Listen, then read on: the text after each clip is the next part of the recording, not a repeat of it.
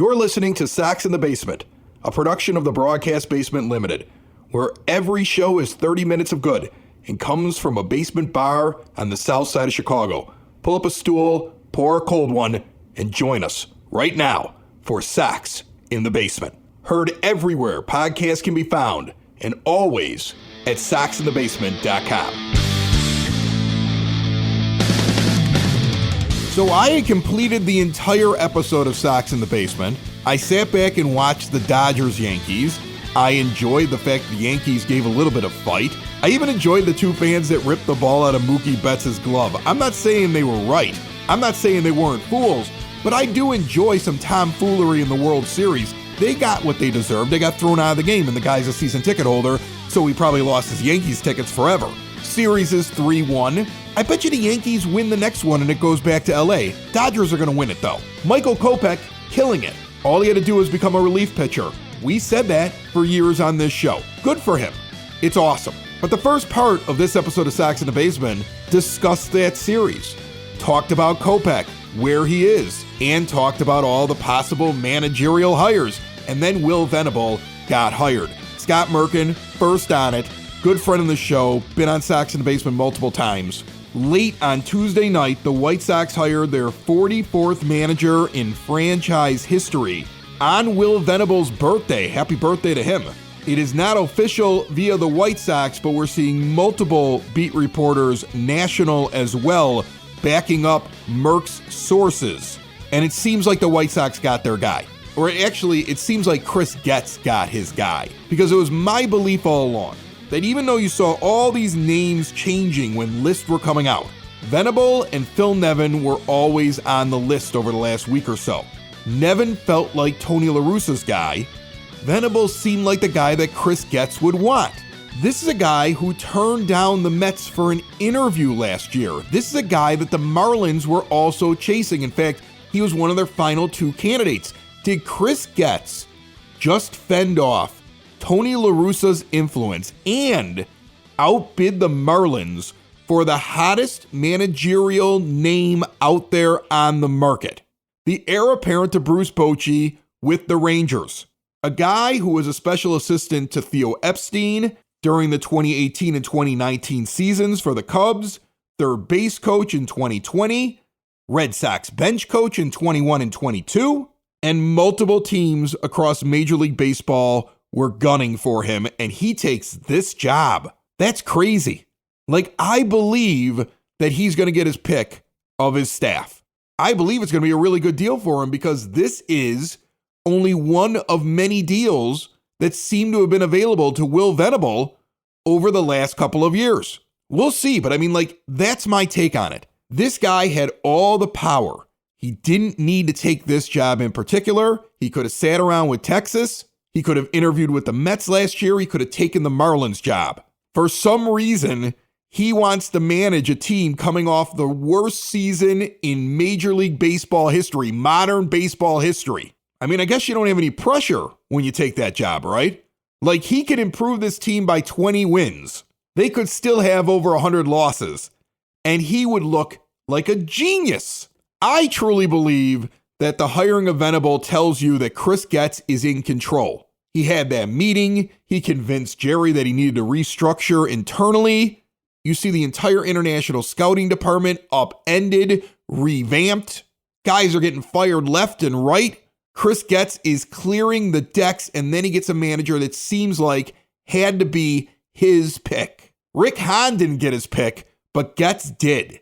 Well, and to be fair as well, we are supposing, because Will Venable, to be fair, is a hot name and a guy that turned down the Mets job and a guy that has been wanted and the Rangers have been approached about him by pretty much anybody who has an opening, that he is the guy that Chris Getz is chasing because that seems like a Chris Getz hire.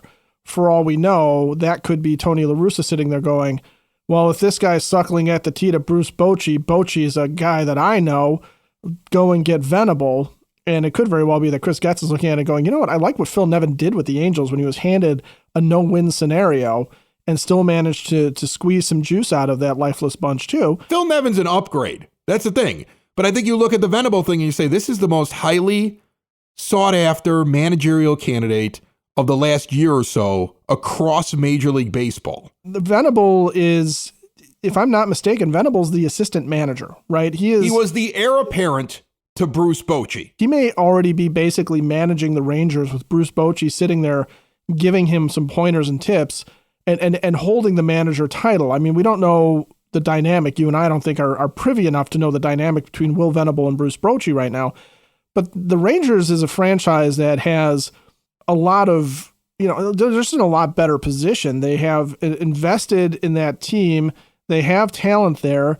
They will compete again in the NL West next year. I'm not making predictions that they're going to win anything, but they are a competitive franchise. They're a franchise that has turned themselves around.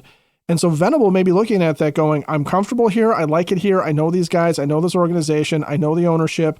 I don't really want to leave unless somebody makes me the offer I can't refuse. Unless somebody goes full Godfather on me and puts a horse head in my bed, I'm not leaving the Rangers. And maybe that's what Chris Getz did, because I was starting to think that it was going to be Phil Nevin. It was not Phil Nevin.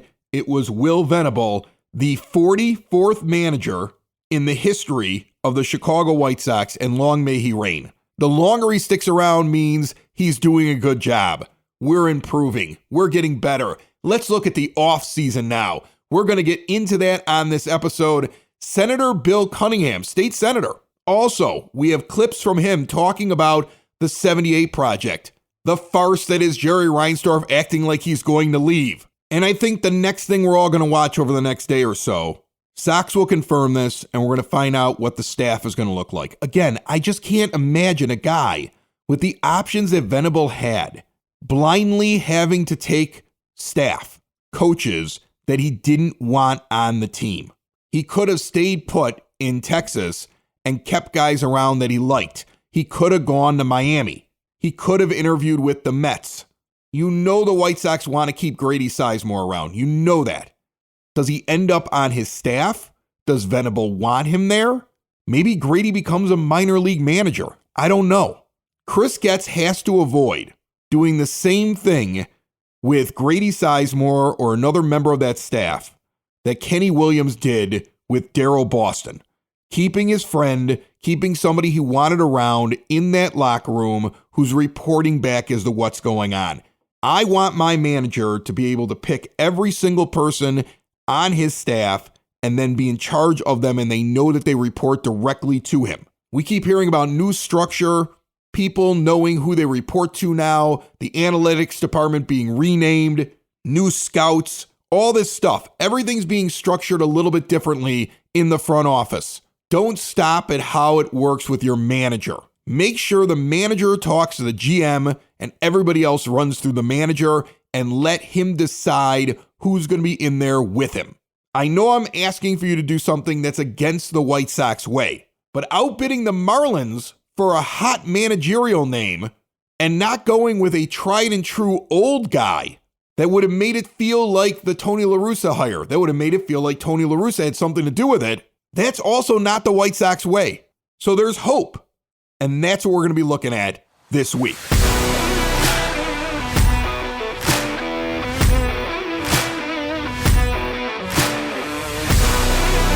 Sox in the Basement listeners, switch to a new age of life with Hyatt Home Medical Equipment. Keep mom and dad, grandma and grandpa out of assisted living. Make it so they can get around on their own and live independently with stair lifts, ramps, grab bars, lift chairs, and even bathroom remodeling. They're going to work with your insurance. They have 0% financing for qualified individuals. If you use a CPAP machine and you're unhappy with your vendor, switch now, get supplies directly mailed to you.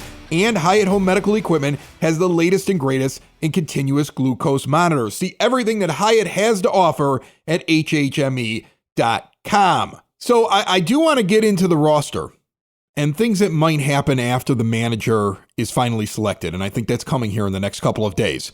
But what I want to get into first is this clip that I want to play for you. Now, I have a bunch of different podcasts that I do, and it's a rarity when it happens, but sometimes I'm talking to somebody about something completely different, and something ends up on microphone that I'm like, oh, wow, I really got to play that on the other show. So I do a local show for Evergreen Park. I've been doing it for 6 years. for the village, and it just covers everything that happens in the village. It's a great communication tool for all the different entities in the village. I mean, we just had both superintendents and like other people from their school boards for both school boards that are in Evergreen Park on to talk about property taxes and the tax hikes that have happened in the area and where it goes with the schools and things like that. And then I had State Senator Bill Cunningham on the most recent episode, and he was talking about one of the biggest issues in the state of Illinois is that your schools are funded with property taxes, and they're not funded the same way as most other states. There's an issue. So it becomes very difficult to spend money on things other than the schools because there's not enough getting to the schools when you take out the state funding. And it prompted me to say, so it wouldn't make sense to give $2 billion to a billionaire to build a stadium when he doesn't really need it. And then this is the conversation that took place next about Jerry Reinsdorf and the 78. So the question is whether or not we can find a better way to fund education, which, it's funny. We're sitting here on the EP podcast, and one of my other shows you might know is Sox in the Basement, which is one of the top White Sox podcasts. And that's the one I would like to be on. Oh, yeah, you can come on. We could talk about that. We could talk about how ludicrous it would be to give a billionaire multi-billions of dollars to get a new stadium when he's already got one that is perfectly fine. Yep. And I would rather see those billions address the problem you're talking about. And it seems as though the state and the city and all these other people, all the other politicians in the area, no matter what level they're at, have basically given him the same response, right? Because there are bigger things to look at here if you're going to spend that kind of money. Yeah, I think that's right. I think people's view of tax subsidies for stadiums is in a completely different place than when it was in 1988 when the White Sox got funding to build new Comiskey Park, or even in 2001 when the legislature passed a bill to help the Bears renovate Soldier Field. There's just not a willingness to do this anymore. I think Governor Pritzker has a good response to this. And when he says essentially what you just said, I'm not comfortable with state tax dollars going to subsidize billionaires who own professional sports franchises. He often adds the caveat that, we in the state and local governments do this too. We often provide tax incentives or infrastructure upgrades. If you're going to build a shopping mall, no one's building shopping malls anymore, right. but if you did, the state will pay to reconfigure the intersection and put up red lights to make it easier for people to get in and out of that shopping mall, because there's a public benefit to that, because tax dollars are being collected in the shopping mall. So we can always do those kind of things. And I think we can do that too for a new stadium. Yeah, but here's the thing. Think about what he did in that area that he's in right now, right? He's been there for like 30 years or so, right? And he's got big giant parking lots around it. And so do you really think local businesses are benefiting from his team? I know that the businesses I know down there that I do business with all took a huge hit this year because he didn't field a good team. So it's a great idea. Hey, if you give me this $2 billion, I'm going to revitalize the neighborhood. He's killing the neighborhood right now. That's the thing. He's actually something bad for it currently. Well, and that gets to what a horribly disappointing design that ballpark was. Yeah. A concrete donut in the middle of a bunch of parking lots. The last of that kind of stadium built anywhere in the country. Since then, stadiums have been built and they try to integrate in the neighborhood around them and be part of the neighborhood around them. And there's value to doing that that generates more tax dollars. The White Sox did not do that when they built new Comiskey Park. They did that intentionally. It was a horrible mistake. And now you see Jerry Reinsdorf and others saying, well, no, we want to go closer to downtown and build a Camden Yards style park, which they could have done in the late 80s, early 90s, and chose not to. You could take one of those parking lots and turn it into a little village and all that. There's a lot you could do. You could, and people have made proposals like that. And actually, those parking lots are owned by the state. Okay. The Illinois Sports Facilities Authority owns those lots. So that can be done. And there are people at the ISFA who are looking at those things. Now, the contract with the White Sox is such as that there has to be agreement. But the rent between the ISFA and the White Sox, the rental agreement, the lease, I should say, is up after the 2029 season. If the White Sox do stay there, I think that's something that should come into play. We should look at redeveloping those parking lots. We should look at integrating the neighborhood. One of the things that drives me crazy, and you hear this a lot from North Siders and North Suburbanites, but Rob Manfred, the commissioner of baseball, said this today. Like, there's problems with that neighborhood. There's nothing wrong with that neighborhood. Bridge Park is a great neighborhood. It's a great neighborhood. That was the most ridiculous statement I've ever heard. It could be better if you found a way to do a better job of integrating the ballpark into the surroundings. Something they did not try to do. In fact, they tried to do the exact opposite. They built a cocoon to wall the ballpark off from the neighborhood. That's something I think we should think about doing. And it's something that, like I said, that's state-owned property. The state owns the stadium. The state owns the parking lot. They have an agreement with the White Sox that gives them a lot of veto power over what goes there. But I think we should look at this 2029 end of that lease as an opportunity to make some changes there and improve the ballpark and improve the ballpark experience. It feels like they're still going to be playing there. It feels like something a new ownership group, which I think that's a bunch of bull, but I think a new ownership group, if you were to sell or if somebody eventually would end up buying it, should know that there is that ability to go and do those things with that stadium. They don't need to leave. And the White Sox recognize that now. One of the reasons they want to go to the 78 is to be integrated in that community and to have bars and restaurants and a whole neighborhood effect. Right. They blew that last time. I think they can fix it if they wanted to and they work properly with the state on it, they could. But all these owners now, they want an experience. They want the ballpark with bars and restaurants all around. It's, not as organic as, say, it is at Wrigley Field, but other franchises have done this and have done it successfully, and we should do that here, whether it's in a new park or a reimagination of the existing park. The thing that sticks out to me the most is the thing that I didn't fully understand until the senator brought it up, and he's going to be back on the show at some point because he's a huge White Sox fan. We laughed afterwards about how we could have turned that into a half hour just talking about Reinsdorf and what he's done with different committees, and what he's learned about stadium deals. I mean, there's a lot there. And he lives right here nearby. So he's going to come back down and have a beer at the bar one day, and we're going to really get into it. But the thing that I didn't fully understand was the state's relationship to the parking lots. Like, it's a sweetheart deal what Reinsdorf has, and you have to think about this. I mean, connect the dots on this. Every owner, as the senator said, wants the kind of thing that these newer stadium deals have, which is a pop-up neighborhood, something that's got attractions around the ballpark, and they make it a full experience. Everybody wants that. It's not what Jerry Reinsdorf wanted. It's a blunder by the White Sox to set up their stadium the way that they did when they had other options. It was short-sighted. And now, decades later, Reinsdorf wants what everybody else has, but he's the one that made the deal. And it sounds like the state is essentially saying, whoa, hold on a second, buddy. You signed this. This is what you wanted. You wanted the sweetheart deal. You wanted us to run the parking lots. You wanted us to be involved in these ways so that you were protected financially. If you don't end up getting enough attendance, you actually get a little bit of money back. You wanted us to basically build you a stadium that you didn't have to throw any money into. But then this is the side effect of that. And it reminds me, what's been really funny to me, Ed, since I've listened to that. Remember when Reinsdorf used to sit there and say, I didn't sign Scottie Pippen's deal? Remember when Pippen's always been mad about the Bulls? And like how and Reinsdorf's like, well, he shouldn't have signed the deal. Guess what, Jerry? You took a deal. You were short-sighted. And now it looks like you're getting told you shouldn't have signed the deal. It's almost poetic justice the way that I'm hearing that. 100% poetic justice. And this is one of the things that I think we have started to realize about Jerry Reinsdorf as an owner and a business person is that there is a level of short-sightedness within him that has become apparent in a few ways.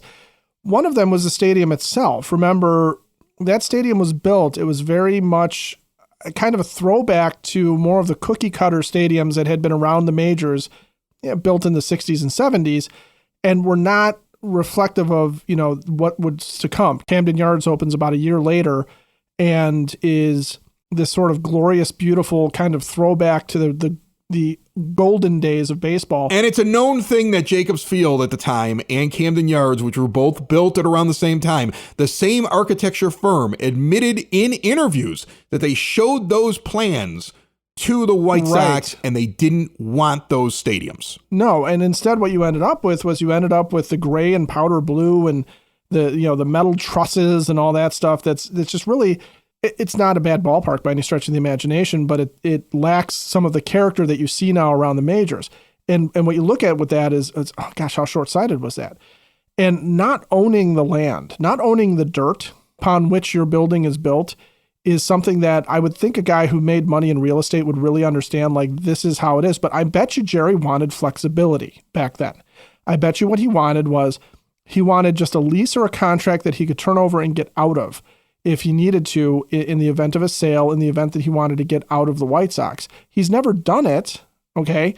And now that the lease is running up and he's looking at it, you're right, he's regretting not owning the dirt, which is the other reason why the whole thing with the 78 and the state owning it again doesn't make sense to me, because all you have to look is at the Bears and what they're doing, because they're in a similar situation. They've been leasing Soldier Field since time immemorial from, they don't own it, right? We know this. And that's why they went and bought Arlington Park and tore it down, because at least they own a piece of land that if Virginia McCaskey passes away and the family, the estate, decides that they're going to sell the Bears for however many billions that the Bears are worth now, they have a piece of property that a new ownership group can sit there and go, well, we can either sell it and leverage it to find something else, or we can move to Arlington Heights and figure that out if the whole tax thing happens. Jerry is still sitting there wanting a monument to himself. He wants a new stadium, but he's still trying to get somebody else to buy it for him. And this is where, from a business standpoint, you sit there and you go, okay, it makes sense. Why doesn't he spend money on the field? Well, it's a short-sighted thing when you're not going to give long-term contracts to good players and you're not going to keep up with what the major leagues do in terms of how they handle free agency and how they handle re-signing their own players. It's a short-sighted thing. If you're not going to own your land, it's a short-sighted thing because you can't develop it. All right. The Ricketts family, what was the first thing the Ricketts family did across town? When they got to Wrigley Field, they turned around and started scooping up all the land around it. That's not land that they're leasing from anybody. Jerry, go buy the 78 and then put up a dang stadium if that's what you want to do, right? And build that up if that's what you want to do. You've got the funds, you've got the money. You don't need my tax dollars to go to this. And if you do it and you do it right, I will show up. And I know a lot of people will. It's never been a question of White Sox fans not wanting to be at the ballpark. I think at this point, it's just sitting there going, we hear stuff like this. Okay, we hear from a state senator. We hear from, other business people. We hear from The Athletic. You just hear over and over and over again how you've got somebody sitting up there making these decisions and none of them make a lick of sense, and all of them come back to who is going to get me out of my own mess.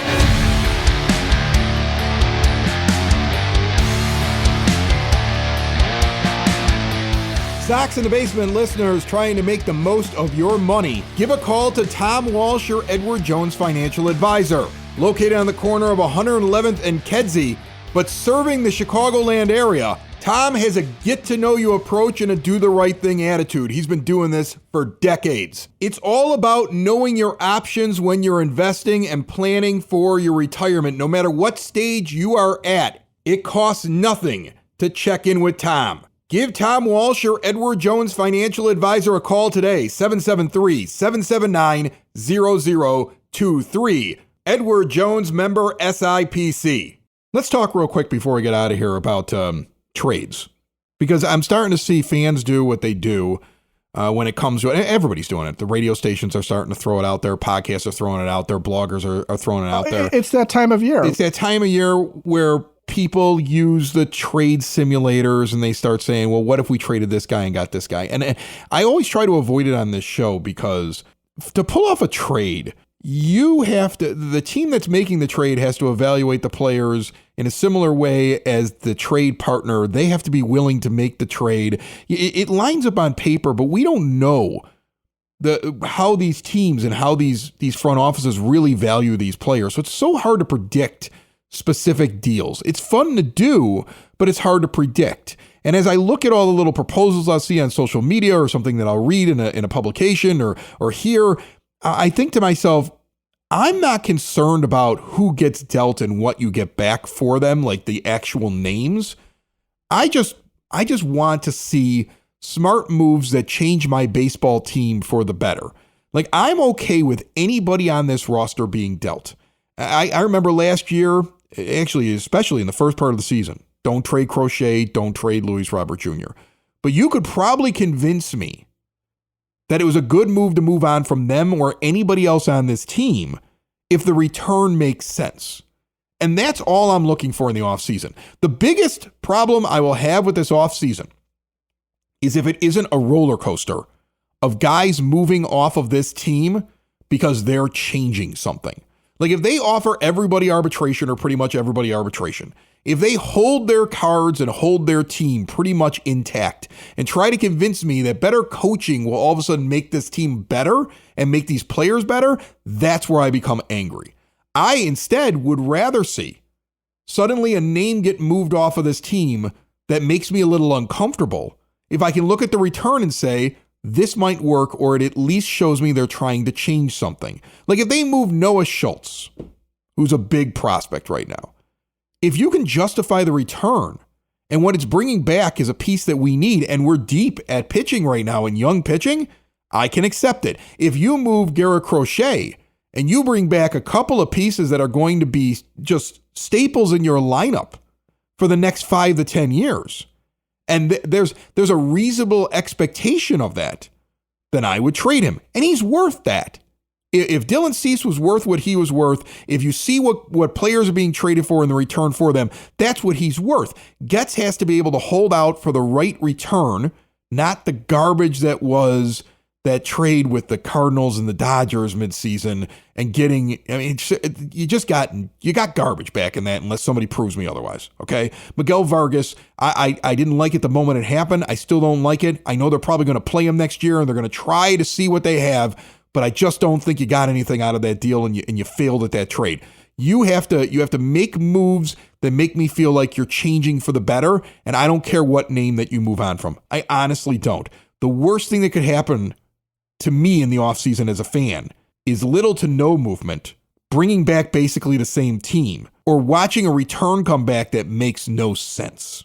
And that I can accept anything else. Trust me, you're going to be able to convince me in the offseason, we traded Luis Robert Jr. and we got these players back. And I'll have James Fox on and he'll be sitting there trying to tell me like this guy's going to be good and don't worry about this guy. And it makes sense from this way. And I'll take the leap of faith. I would rather do that than see nothing happen.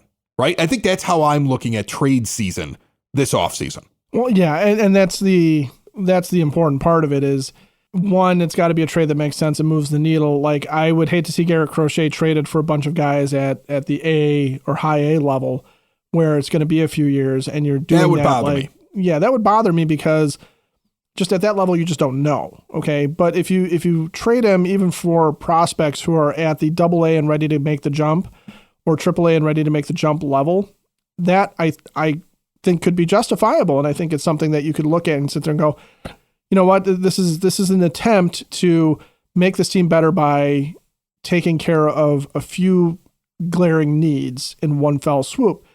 But yeah, the idea that Phil Nevin or Will Venable, getting back to the idea of them being a miracle worker, and taking this roster or some similar version of what the roster will end up being with no real additions, no subtractions from a bunch of guys that got nothing done last year. I mean, nothing done last year. There's talent on the team, but it didn't do anything cohesive to win ball games.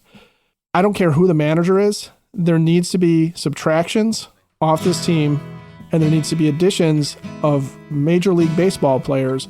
And then you can start telling me about culture change and stuff like that, because we will see on the field what happens.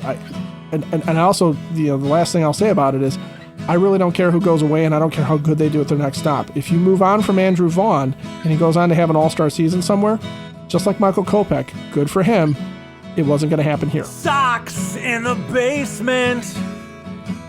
Sox in the basement. Sox in the basement. Sox in the basement. Heard everywhere podcasts can be found, and always on Sox.